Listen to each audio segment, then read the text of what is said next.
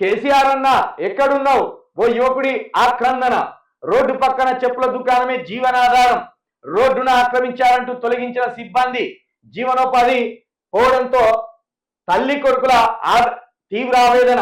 కుమారి ఆంటీకో న్యాయం, వీళ్ళకో న్యాయమా?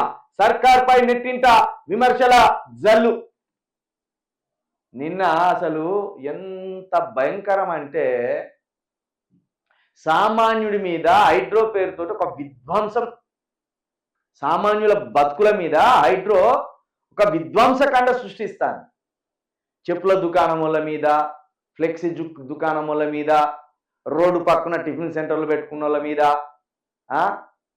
జీవిత కాలంలో ఇల్లు కట్టుకుంటామా మేము హైదరాబాద్లో అనుకొని అప్పో సప్పో తీసుకొచ్చి కూడబెట్టుకొని హైదరాబాద్లో ఇల్లు కట్టుకున్న వాళ్ళ మీద, ఇగో ఇలాంటి వాళ్ళ మీద రంగనాథ్ గారును రేవంత్ రెడ్డి గారు కాంగ్రెస్ సర్కార్ పగబట్టింది. ఎంత స్థాయిలో పగబట్టిందంటే ఇక్కడ చూసుకోండి, వాళ్ళ ఆ చెప్పుల దుకాణాన్ని నాశనం చేసి పడేసింది కదా.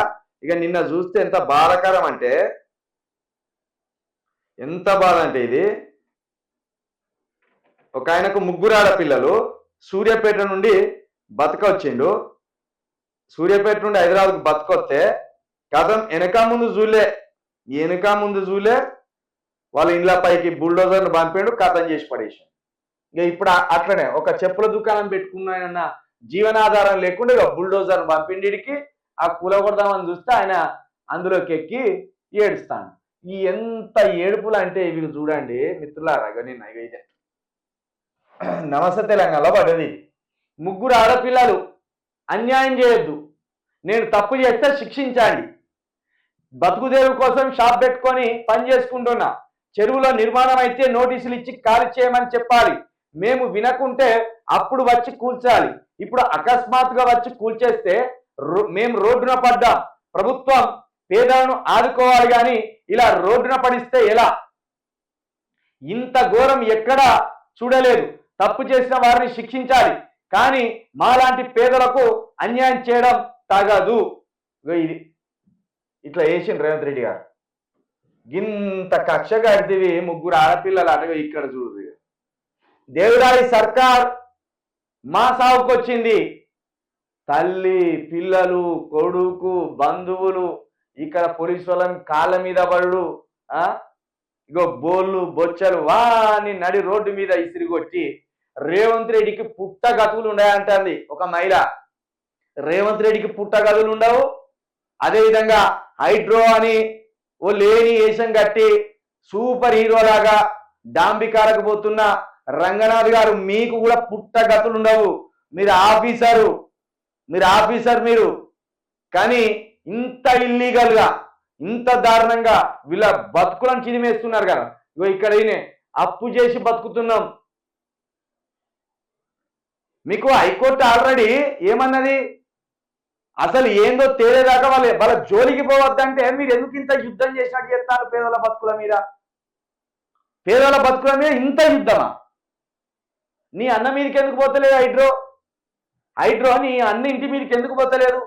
చెప్పుల దుకాణాల మీద, ఫ్లెక్సీ వాళ్ళ మీద, టిఫిన్ సెంటర్ల మీద, ఇక ఆఖరికి కుమారాంటీకి అక్కడ అన్నం గిన్నెది ఈరనగా కుమారాంటీ కోసం ఉరికితివి. కుమారాంటీ తెలంగాణ మరి ఆంధ్రామే?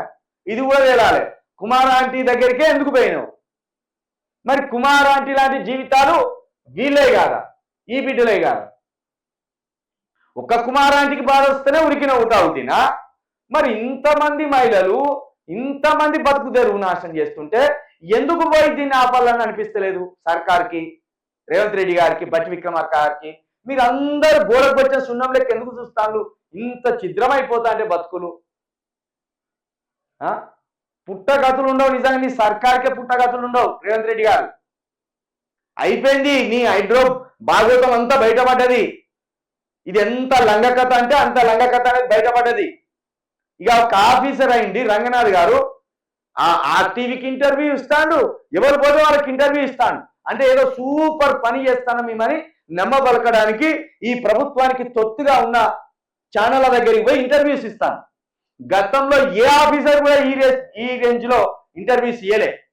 ఏకంగా ఆర్టీవీ న్యూస్ ఛానల్కి పోయి రవిప్రకాష్ అనేటోడు తెలంగాణకు పచ్చి వ్యతిరేకి. టీవీ9 సీఓగా ఉండే రవిప్రకాష్ టీవీ9 నుండి గెంటేస్తే పోయి ఆర్టీవీ అని ఒకటి పెట్టుకున్నాడు కదా, తొలి వెలుగు ఛానల్ కూడా తనదే. ఈ 2 ఛానళ్ళకు పోయి ఇంటర్వ్యూ ఇస్తాడు రంగనాథ్ గారు. చెరువులన్నీ కబ్జా అయిపోతాయి, భవిష్యత్తులో చెరువులు ఉండే అని చెప్తాను. మరి ఇంత సరే, నువ్వు మంచి పనే చెప్తాను. మరి ఇదే రేవంత్ రెడ్డి అన్న గారికి ఎందుకు నోటీస్ ఇచ్చినావు? ఇప్పుడు ఈ పేదలకు ఎందుకు నోటీసులు ఇస్తలేవు? అది కదా సమస్య. ఇప్పుడు ఈ చిన్న చెప్పుల దుకాణం పెట్టుకున్న ఆయన దగ్గరికి పోయి హుటిన బుల్డోజర్ ప్రయోగించి ఆయన జీవనాధారం లేకుండా ఆయన బతుకు ఆగం చేసే ప్రయత్నం చేస్తాను. సరే, మరి ఇట్లనే రేవంత్ రెడ్డి అన్నగారి దగ్గరికి ఎందుకు పోతలేవు?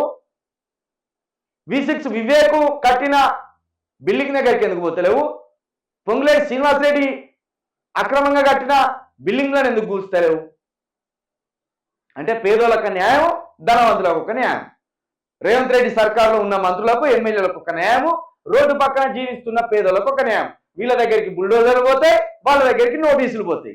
ఇది నీ నీతి. నీ ప్రభుత్వానికి పుట్టగతులే ఉండవు. ఈ స్త్రీలు అదేవిధంగా ఇలాంటి అబ్బాయిలు బతుకు తెరువు కోసం వస్తే వాళ్ళ బతుకుల మన్ను పోతాను కదా, ఈ మన్ను తీసుకొచ్చి నీ సర్కారు మీద పోతారు ఆగువాలి.